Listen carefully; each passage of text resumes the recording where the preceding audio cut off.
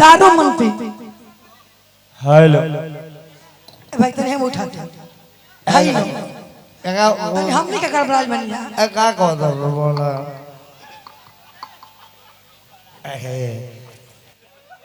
ना सुधरबा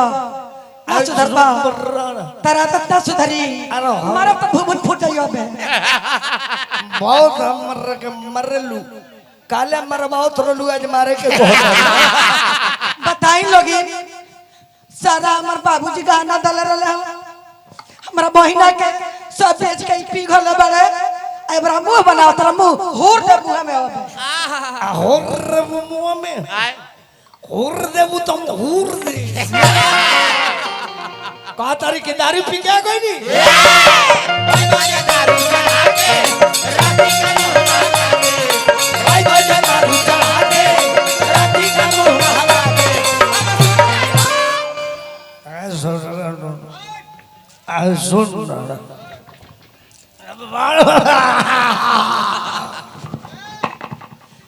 आज भाई जो दारू चढ़ा के राती का मुंह हवा के भाई दारू चढ़ा के राती का मुंह हवा के हम सुखना हो पीछे से पीछे हम सुखना हो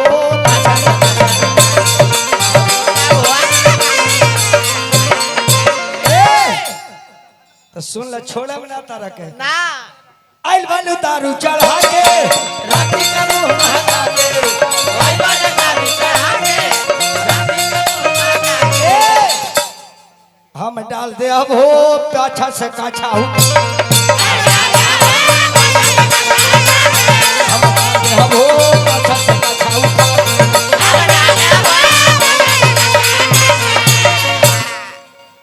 ना सुधरबा सुपर हां पी गइल बनी हम आज जोर नाला के होता सफाई के जा भला जनबा नाला के होता सफाई नाला के होता सफाई के जा भला जनबा पाछे से आई हाय मुर्गी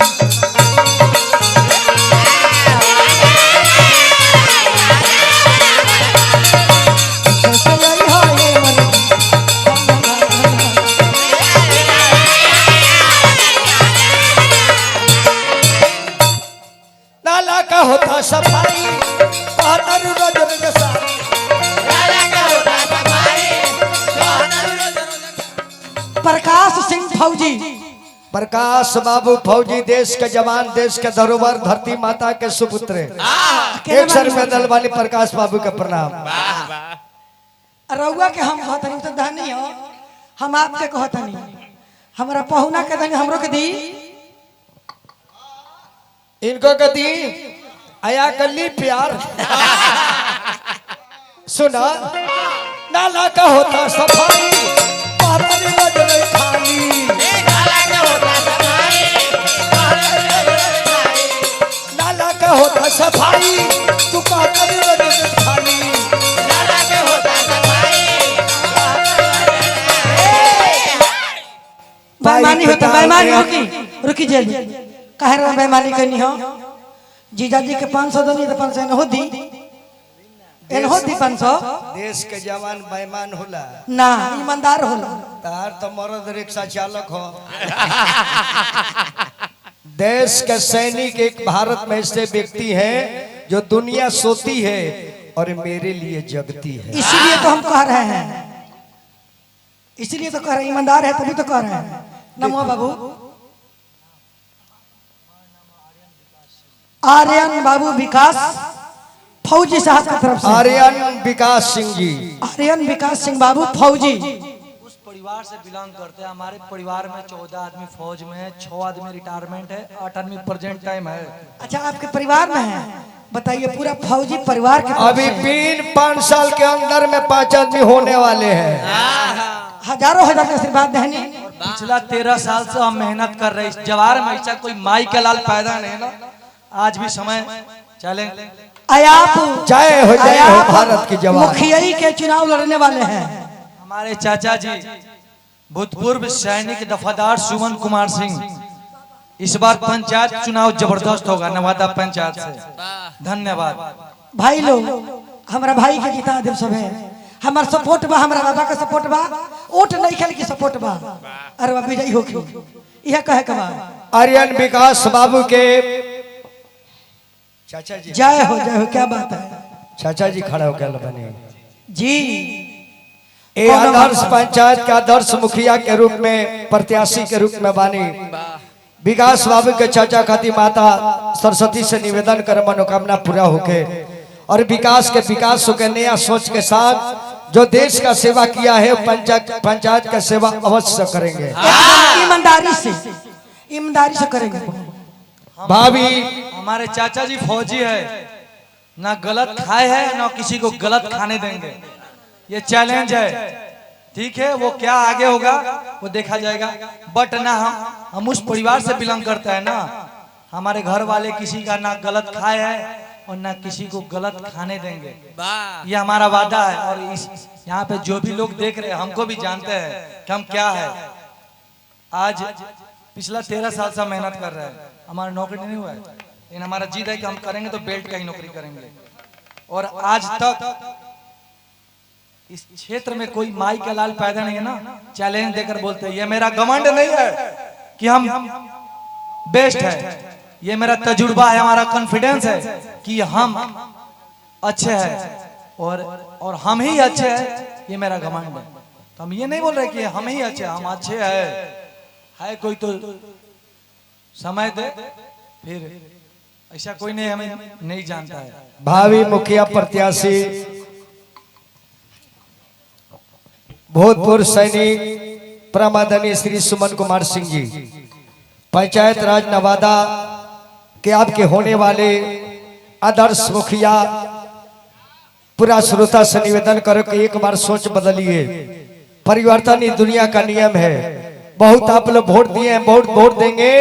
एक बार सोचिए, देश का जो सेवा किया है उस व्यक्ति का हाथ में यदि डोरी देंगे, वह व्यक्ति न कभी गलत करते हैं और न गलत सुनते हैं।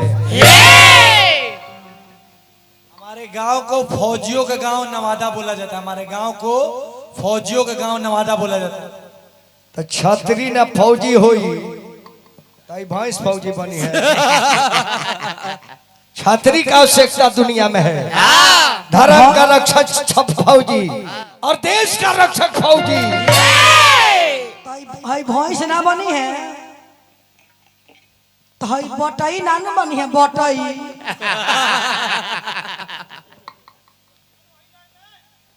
ऐसो नीचाना का थान हो, ऊपर से मत देखी, जब उलाटे खाली ढेर ही लौकी। बुझाता कि ना, खाली ढेड़िया है देख और मत देखी। ए जीजा जी एगो काम करी ना ना सुनी, कॉल का और मुड़ा का और मत देखी, अगर पाइप देखी जे कहाँ ले बा। एगो बात कहते सुनी ना, होली में गायब, होली में, होली में आई बताओ तनी, आओ तनी होली में कहता हेलो। ए जीजा जी एगो सामान किन दी ना, हमारा एगो सामान एगो दे दी किन के, हमारा बड़ा मन करता कि ना। कौन चीज?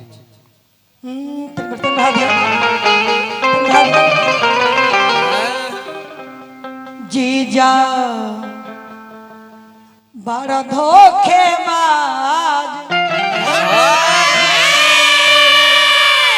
हमरा के किंद ना तू सरिया।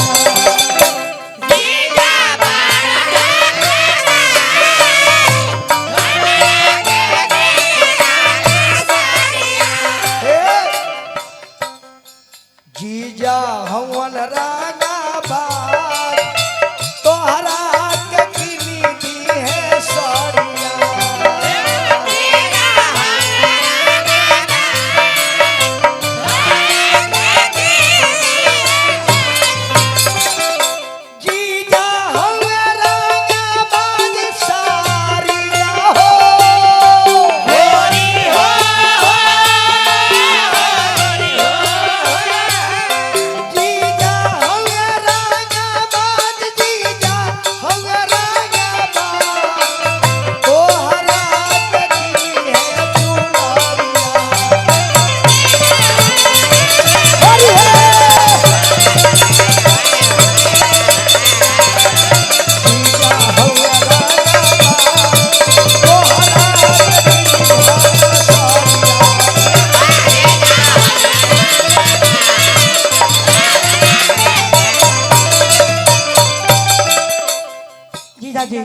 बोला बड़ा सबक बा। जब जब मन करे तन कहो तारे खाती चीज हाजिर बारे। अरे छोटकी सारी तोरो कुछ पहले का बता पहन ले। हमारा कमरिया के नाप ले लो जी।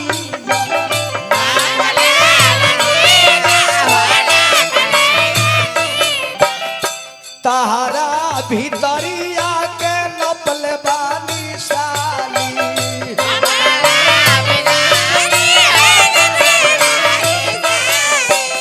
तारा भीतरियो ले नपल बानी साली।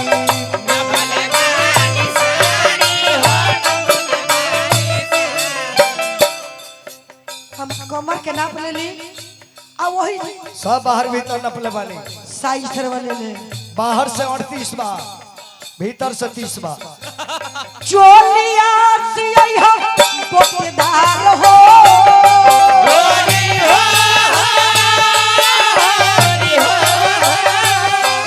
अरे लागा सिया छीटादार हो।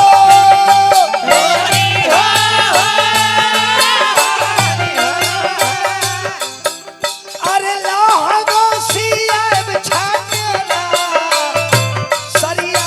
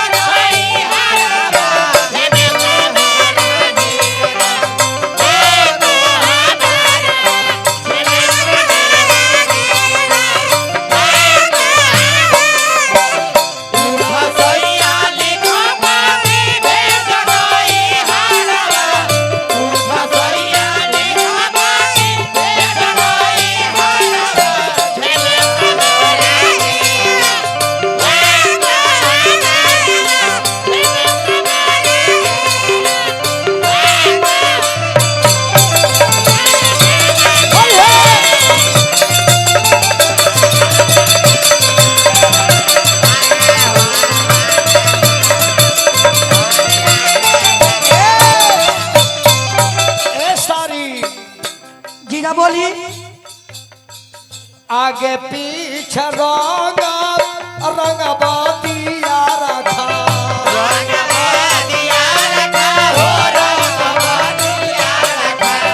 आगे पीछे डाल रंगबतिया रखा।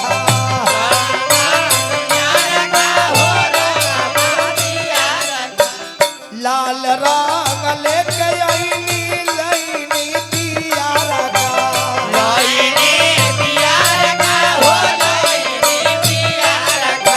से दिए मोतिया वाला सार हो।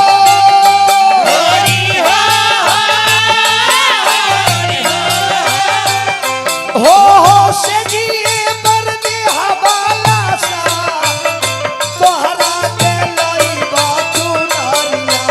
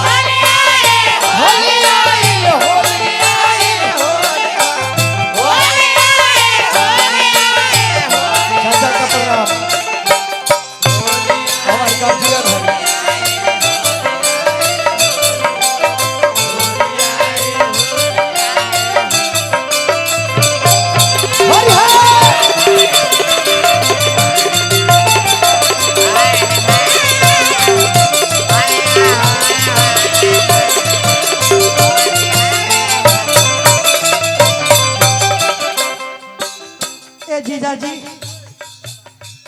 थोड़ा छोड़ दी हमरा के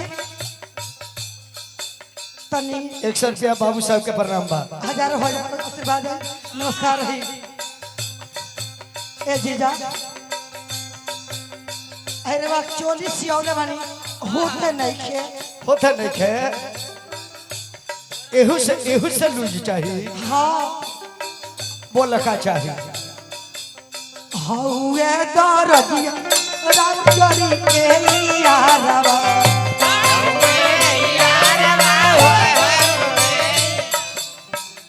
ये तो शरीर से ने खाने इहे हई ओम प्रकाश फौजी इहे हई शरीर बुझा जाला निर्मला जी। जी जी जी भारत अभी कहे माता कैसे के कहे के बा? सुपूत पहले ही से चिन्हा जाला। और प्रकाश बाबू फौजी दरदिया जरी के यारवा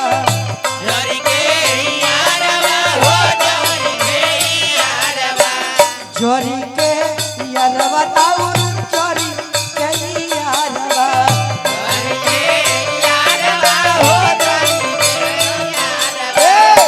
बचपन के हौसाली तू रे छिनारवा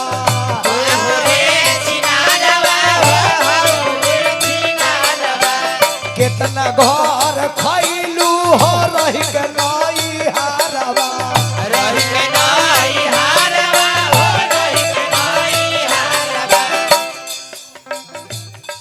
आई नो जीजा जी ऐसा बात मत कहिए। बोलिए चोलिया ना सियल बूटीदार हो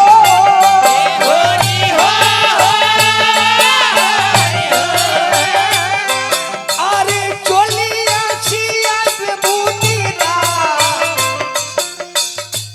एहे मोर बाटे पतली कमर पता बा भला पता बा।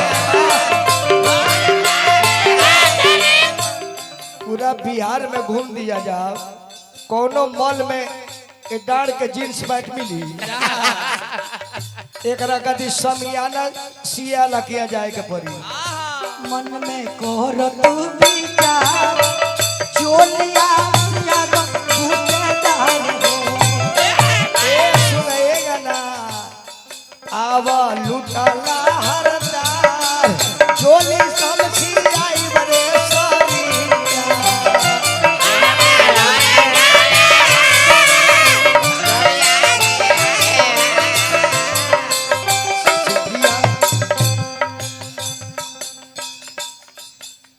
ई का होता यह एक्टिंग वह होता होटल के खोराकी देखत भाड़ा तो बाउरबा तोहरो रहनिया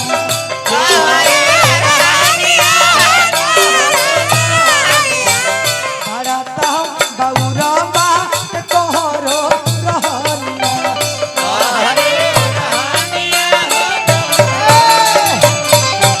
तोहरे खात लेके हम आइनी फीचाकारी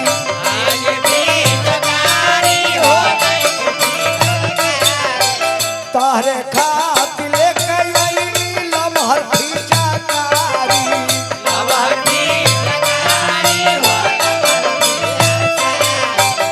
आगे पीछे रंगा बरंगा दुआर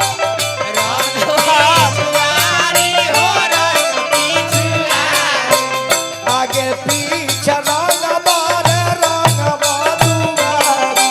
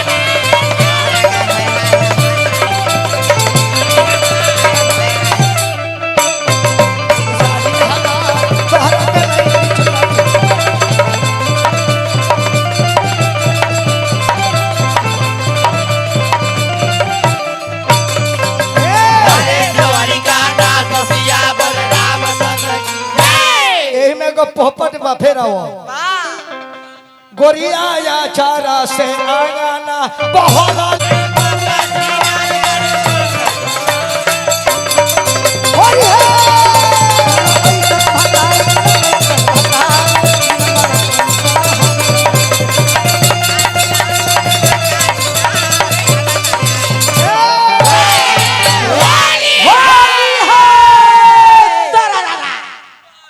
श्यावर रामचंद्र की